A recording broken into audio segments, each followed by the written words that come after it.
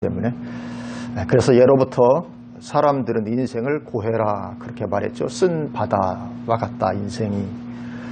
그래서 인생은 크고 작은 문제들로 가득 차 있습니다. 죄와 죽음과 지옥이라는 그 거대한 문제들부터 시작해가지고 우리의 신경을 건드리는 작은 문제들까지, 이 사소한 문제들까지 끊임없이 문제들이 찾아오는 것이 인생입니다. 그래서 우리는 살아가면서 크고 작은 많은 스트레스와 고통들 가운데 들어가게 되죠.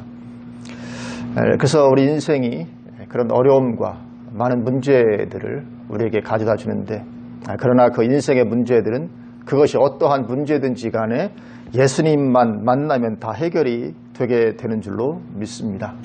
예수님 만나서 해결이 되지 아니할 문제는 없는 것이죠. 우리가 지난주에 보았던 말씀인 마가복음 1장 그 끝부분에 보면 나병 환자와 같은 천하의 몹쓸 전염병이죠. 그런 천하의 몹쓸 전염병에서도 예수님을 만나니까 노연하게 되는 것이죠. 원하시면 저를 깨끗하게 하실 수 있나이다. 내가 원하노니 깨끗함을 받으라. 즉시 그 문제가 해결되어졌던 것을 보게 됩니다. 오늘 본문에 나오는 중풍병자도 역시 마찬가지죠. 이 중풍병자, 한없이 비참한 지경에 처해 있던 사람이었죠. 이런 가운데 있으면 얼마나 비참하겠습니까? 어디를 마음대로 이동할 수도 없고 들것에 실려서야 어디를 이동할 수 있는, 사지를 제대로 움직일 수 없는, 참 우리가 그런 가운데 들어가 보지 않아서 그렇지 막상 그런 가운데 내가 있다고 생각할 때 그 인생이 얼마나 비참하겠습니까? 참 이루 말할 수 없는 비참한 인생이죠. 중풍은 지금도 불치병입니다. 중풍 걸리는 초기에는 좀 고쳤을지 몰라도 일단 중풍이 걸려서 그렇게 몸이 틀어지고 한 사람은 지금도 고치지를 못하죠. 그런데 그런 불가능한 질병 가운데 있었을지라도 예수님을 만나니까 즉시로 그 문제가 해결되어진 것을 보게 됩니다. 그래서 예수님 만나서 해결되지 못할 인생의 문제가 없는 것이죠. 민수기 11장 23절은 이렇게 말씀합니다. 여호와께서 모세에게 이르시되 여호와의 손이 짧으냐 내가 이제 내 말이 내게 응하는 여부를 보리라. 그렇게 말씀하십니다. 여호와의 손이 짧으냐, 손이 짧아서 못하시는 일이 있겠느냐. 광야에서 하나님께서 모세에게 이 백성들이 고기를 먹고 싶어 하니까 내가 고기를 주되 한 달 내내 고기를 먹게 하겠다. 그러니까 모세가 인간적인 그 상식으로 볼 때, 아니 광야에서 수백만의 사람이 한 달 동안 고기를 먹는다. 그럼 소가 몇 마리가 있어야 되고 염소가 몇 마리가 있어야 되고 바다에 물고기를 잡은들 그것이 어찌 가능하겠는가. 그러니까 하나님께서 여호와의 손이 짧으냐 어찌 그것을 하지 못하겠느냐. 하나님께는 불가능이 없는 줄로 믿습니다. 천지를 창조하신 그분께 불가능이 없죠. 그리고 예수님은 바로 천지를 창조하신 하나님이십니다. 요한복음 1장 3절에 예수님에 대해서 이렇게 말씀하죠. 만물이 그로 말미암아 지은 바 되었으니 지은 것이 하나도 그가 없이는 된 것이 없느니라. 예수님은 창조주시다. 그렇게 말씀을 하고 있습니다. 그러니 창조주 하나님을 만났는데 해결받지 못할 문제가 어디 있겠습니까? 창조주를 만났는데 해결받지 못할 인생의 문제는 없습니다.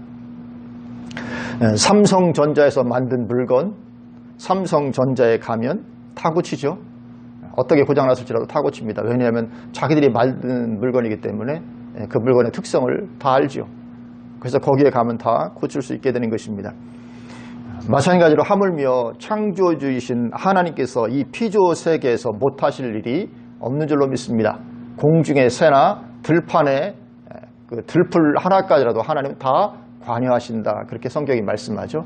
하나님께서 관여하시고 간섭하지 아니하는 사소한 일은 아무것도 없다. 이 세상에 하나님 안에서 우연히 이루어지는 일은 아무것도 없다. 성경이 그렇게 말씀을 합니다. 하나님은 거대하신 하나님이시지만 그러나 아주 작은 것까지도 굉장히 세밀하신 하나님, 모든 것들을 세밀하게 그렇게 역사하시는 하나님이십니다. 그래서 예수님을 만나면 모든 문제가 해결이 되게 되는 것이죠. 예수님 만나서 해결받지 못할 문제는 없는 것입니다. 그런데 우리가 예수님을 믿는다고 하는 것과 예수님을 만나서 문제 해결을 받는다고 하는 것에는 약간의 차이가 있을 수가 있습니다. 예수님 만난 것은, 예수님을 믿는 것은 당연히 예수님을 만난 것이죠. 그런데 예수님을 믿는다는 것과 예수님을 만나서 문제를 해결받는다는 것과는 좀 차이가 있을 수 있습니다. 예를 들어 오늘 본문도 보면, 오늘 본문에 나오는 중풍병자가 예수님 믿었죠. 예수님을 믿었으니까 그 난관을 다 극복하고 그 예수님 계신 그곳까지 도달을 할 수가 있었죠. 그리고 예수님도 그의 믿음을 인정해 주셨습니다. 5절 보면 예수께서 그들의 믿음을 보시고, 이미 그들은 믿는 자들이었고 그 믿음으로 인해서 그곳까지 나왔던 그런 사람들입니다. 그러나 이 중풍병자가 치료받게 된 것은 그렇게 처음 예수님을 믿었을 때 믿으니까 저절로 치료받았던 것이 아니고, 그 이후에 예수님 앞에 나와서 직접 예수님을 만났을 때 그가 치료받게 되었던 것을 보게 되죠. 그러니까 우리가 예수 믿는다고 해서 모든 문제가 자동적으로 해결되지는 않을 수 있다는 것이죠. 물론 우리가 예수님 믿을 때 많은 문제들이 해결이 됩니다. 죄의 문제라든가 죽음에 대한 어떤 많은 문제들이 해결이 되지만, 그러나 모든 문제가 다 예수 믿는다고 자동적으로 해결이 되는 것은 아닐 수 있다, 그런 것이죠. 그래서 더 직접적으로 예수님을 만나야 해결되는 것들이 있다는 것입니다. 그리고 오늘 중풍병자는 믿은 후에 예수님을 찾아가서 그 문제를 해결을 받았죠. 그렇게 예수님을 찾아가서 만나고 문제를 해결받아야 되는 그런 일들이 있습니다. 그래서 우리가 인생의 문제들을 해결받기 위해서 예수님을 찾아가서 만나야 되는데, 그런데 오늘날은 예수님이 이 땅에 안 계시잖아요. 중풍병자는 그때 예수님께서 그 땅에 갔으니까 찾아갔지만, 그럼 오늘날은 어떻게 예수님을 만나고 그래서 문제를 해결받을 수가 있게 되는가? 오늘날에는 그 통로가 되는 것이 바로 기도라는 것이죠. 기도.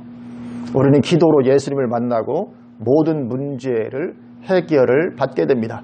그래서 요한복음 14장 10절에 예수님께서 이렇게 말씀하십니다. 내 이름으로 무엇이든지 내게 구하면 내가 행하리라. 그렇게 말씀하십니다.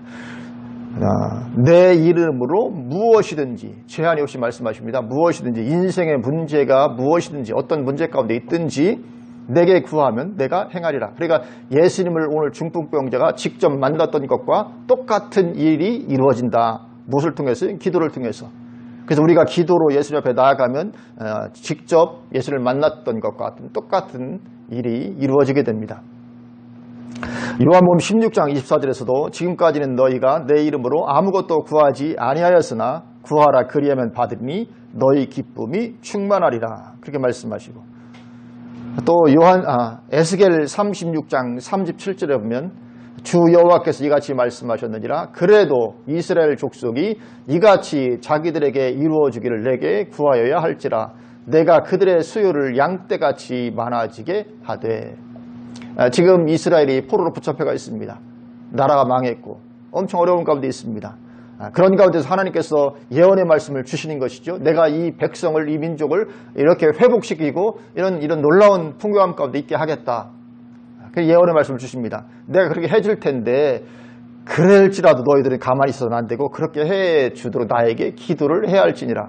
왜냐하면 하나님은 계획을 가지고 계셔도 반드시 우리의 기도를 통해서 그 계획을 이루시는 하나님이십니다. 내가 이루어줄게, 내가 고쳐줄게, 내가 치료해줄게, 내가 축복해줄게. 그런데 너는 그렇게 해주시도록 나에게 기도를 해야 된다. 나는 그렇게 해줄 것인데 내가 기도를 듣고 해줄 것이기 때문에 기도하라. 그렇게 말씀을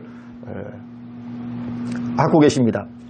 그러니까 이것은 하나의 법칙과도 같습니다. 기도해야만 이루어 주시는 하나님. 기도의 법칙같이. 안 이루어 주신 하나님 아니십니다. 이루어 주시는데 기도를 해야 역사하시고 이루어 주신 하나님. 이건 하나의 법칙과도 같은 것입니다. 그래서 어떤 사람들은 예수 믿어도 되는 게 없네, 이렇게 말하는 사람들이 가끔 있잖아요. 왜냐하면 예수님 믿고 신앙생활 하는데도 일이 인생이 안 풀리고 어려움을 겪고 그러니까 예수 믿어도 되는 게 없네, 그렇게 말을 하는 사람들이 있는데 당연하죠. 예수님 믿는다고 되는 것이 아니죠. 왜냐하면 믿기만 했지 기도는 하지 않았으니까. 그건 당연한 것이죠. 예수님은 기도를 들으시고 행해 주시는 하나님이십니다.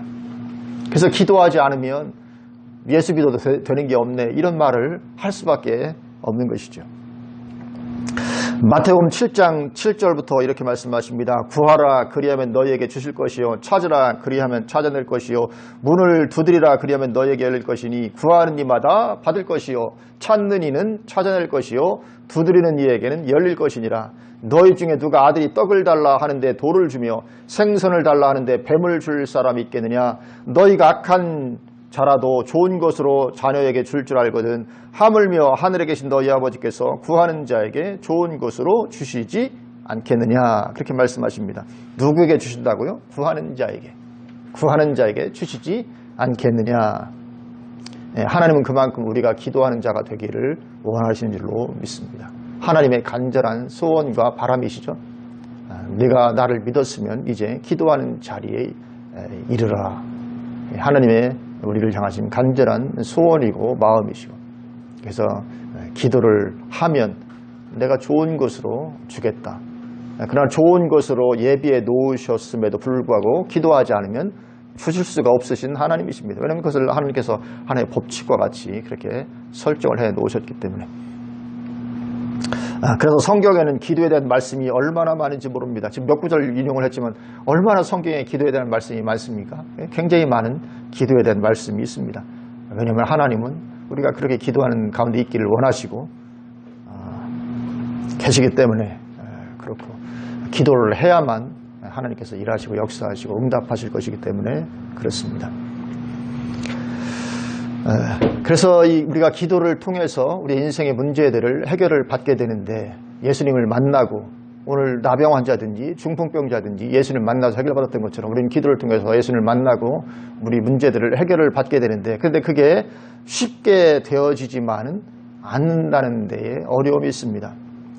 주님은 구하라고 말씀하시고 찾으라 두드리라. 그러니까 구하고 찾고 두드리고 이런 애를 써야 하는 그런 것이 있는 것이죠. 그래서 이것이 주님을 만나서 해결받는 것이 쉬운 것만은 아닙니다. 오늘 본문만 봐도 이 중풍병자가 그 문제를 해결받는 그 과정이 쉽지 않았죠. 웬만해서는 포기하고 싶을 만한 그런 장애물이 그를 가로막고 있었던 것을 보게 됩니다. 오늘 1절부터 좀 보시면 이렇게 말씀하고 있습니다. 수일 후에 예수께서 다시 가버나움에 들어가신 집에 계신다는 소문이 들린지라 많은 사람이 모여서 문 앞까지도 들어설 자리가 없게 되었는데, 예수께서 그들에게 도를 말씀하시더니, 그래 문을 열고 들어가야 되겠는데 얼마나 사람이 많이 몰려 있는지 도무지 들어갈 수가 없는 것입니다. 그래 내 빈 몸만도 비집고 들어가기가 어려운데 중풍병자를 상에다 올려놓고 4명이 들고 그 큰 규모가 어떻게 들어가겠습니까? 들어갈 수가 없는 것입니다. 사람들이 비켜줄 리가 없는 것이죠. 3절 사람들이 한 중풍병자를 4사람에게 메어가지고 예수께로 올세 무리들 때문에 예수께 데려갈 수 없으므로 그 계신 곳에 지붕을 뜯어 구멍을 내고 중풍병자가 누운 상을 달아 내리니. 이게 쉬운 일이 아니죠. 웬만한 사람 같으면 믿음이 좀 약하다든지 굉장히 그 예의 바른 사람이라든지 그러면 아마 포기했을 거라고요. 아니 남의 집에 아마 이 집이 예수님이 사시던 집이든지 아니면 베드로의 집이든지 둘 중에 하나일 거라고 학자들이 추정을 합니다. 왜냐하면 그냥 오늘 1절 보면 수일 후에 예수께서 다시 가버나움에 들어가시니 집에 계시다는 소문이 들린지라. 누구의 집인지는 써놓지 않았는데 가버나움에 예수님도 거기 사셨었고 베드로도 거기 먹었기 때문에 아마 베드로가 장모의 열병도 앞에 이야기가 있었기 때문에 베드로의 집이 아니겠는가, 또는 예수님의 집이 아니겠는가, 이런 추정이 있는데, 어쨌든 그 집에 옥상으로 올라가서 거기서 지붕을 뜯고, 그러니까 그 나무로 이렇게 얽은 다음에 거기다 뭐 진흙 같은 걸 이겨서 이렇게 지붕을 이렇게 하게 되는데 얼마나 먼지도 많이 떨어지겠습니까? 밑으로 진흙도 떨어지고 막 그럴 것인데, 근데 그 지붕을 뜯어서 예나 지금이나 쉬운 일이 아닐 것입니다. 남의 집 지붕 뜯으면 이거 어떻게 되겠습니까? 그래가 이 예수님을 만나는 것이 쉬운 일이 아니고 굉장히 난관이 있었던 것을 보여주고 있습니다. 근데 이 중풍병자가 예수님을 만나기 위해서 이런 어려운 난관을, 장애물을 통과해야 됐던 것과 마찬가지로 우리가 기도로 예수님을 만나는데도 역시 마찬가지입니다. 한두 번의 기도로 우리가 예수님의 응답을, 하나님의 응답을 얻을 수 있으면 좋겠지만 하나님도 그렇게 응답하시는 하나님이 아니십니다. 그래서 많은 사람들이 기도가 시들해지고 기도를 중단하게 되는 이유가 되게 됩니다. 금방금방 응답하면 누구나 기도하겠죠. 근데 기도라는 게 초신자 때는 금방금방 응답이 잘 될 수가 있습니다. 그런데 신앙생활을 좀 하게 되면 기도가 참 응답이 잘 안 됩니다. 초신자 때는 대충 기도해도 응답되던 것이 나중에는 뭐 기도를 했는데도 도무지 응답이 안 되는 것 같은 이런 가운데 우리가 있게 되죠. 그래서 이 많은 사람들이 기도를 중단을 하게 되고, 그래서 결과적으로는 하나님을 경험하지 못하고 말게 됩니다. 그러니까 신앙생활을 하는데 하나님이 경험이 안 됩니다. 그러니까 하나님을 믿는 것 같기도 하고 어떻게 보면 안 믿는 것 같기도 한 그런 신앙생활을 하게 됩니다. 어떻게 보면 믿는 사람 같은데 어떻게 보면 안 믿는 사람 같이. 그런데 이것이 오늘날 거의 대부분의 그리스도인들이 사실은 그런 가운데 있습니다. 믿는 것인지 안 믿는 것인지 분별하기 어려운, 분간하기 어려운 그런 가운데 있죠. 그래서 우리는 지속적으로 기도해야 응답이 오는 경우가 많다는 것을 우리는 깊이 인식을 해야 합니다. 기도하되 지속적으로, 열정적으로, 끊임없이 기도해야 응답이 임한다는 것을 우리가 인식을 해야 되는 것이죠. 그래서 예수님은 누가복음 18장에 잘 알려진 이 불의한 재판장의 비유를 통해서도 항상 기도하고 낙심치 말아야 될 것을 우리에게 깨우쳐 주셨죠. 거기도 보면 항상 기도하고 낙심치 말아야 된다. 그래서 거기에 나오는 이 불의한 재판장도 왜 그 과부의 청을 들어주게 됩니까? 왜냐하면 너무 자주 오와서 계속 요청을 하고, 그래 재판장이 볼 때 저것을 들어주지 않으면 앞으로도 계속 올 것 같기 때문에, 그래서 그 청을 들어주었다. 그렇게 성경이 말씀을 하고 있습니다. 그래서 저처럼 우리가 자주 기도하고 지속적으로 기도하는 것이 하나님의 응답을 가져온다는 것이죠. 그래서 그 비유를 말씀하시면서 7절에 이렇게 말씀합니다. 하물며 하나님께서 그 밤낮 부르짖는 택하신 자들의 원한을 풀어주지 아니하시겠느냐, 그렇게 말씀하십니다. 밤낮 부르짖는 것은 굉장히 열정적으로 끊임없이 지속적으로 기도하는 것을 표현을 하고 있습니다. 그러니까 우리가 기도의 응답은 대강 기도에서 오지 않는다 하는 것을 우리가 인식을 해야 되죠. 기도해도 응답이 잘 없어. 그것이 아니고 기도의 분량이 부족하기 때문에 그런 것이죠. 기도의 분량이. 그래서 밤낮 부르짖는다는 표현처럼 열정적으로 하여튼 응답받으리 끝까지 하여튼 그런 기도가 응답을 가져옵니다. 예를 들면 쏜다신 같은 경우는 목숨 건 기도를 했잖아요. 하나님, 예수 나타나지 않으면 난 내일 새벽에 첫 특급 열차가 지나갈 때 기차 레일 위에 내 목을 깔고 있겠습니다. 뭐 이런 어떤 우리가 그런 기도를 해야 되는 것은 아니지만 이 목숨을 건 그런 기도가 놀라운 응답을 가져오게 되었던 이런 예는 무수하게 많은 것이죠. 그래서 오늘 본문의 이 중풍병자도 그러한 적극성으로 예수님을 만났고 치유의 응답을 받았던 것을 보여주고 있습니다. 특별히 신앙생활을 오래 한 사람일수록 이렇게 해야만 응답이 오는 경우가 많습니다. 열정적으로 기도하고 적극성으로 기도해야 응답이 오는. 그렇게 이 중풍병자가 오늘 예수님 만나서 질병을 고침을 받게 되는데, 우리가 또 오늘 본문을 보면 예수님께서 이 중풍병자를 치유만 해주신 것이 아니고 죄를 사해 주시는 그런 말씀도 해 주시는 것을 보게 됩니다. 5절부터 우리 5절부터 7절까지 우리 같이 한번 한 목소리로 봉독하겠습니다.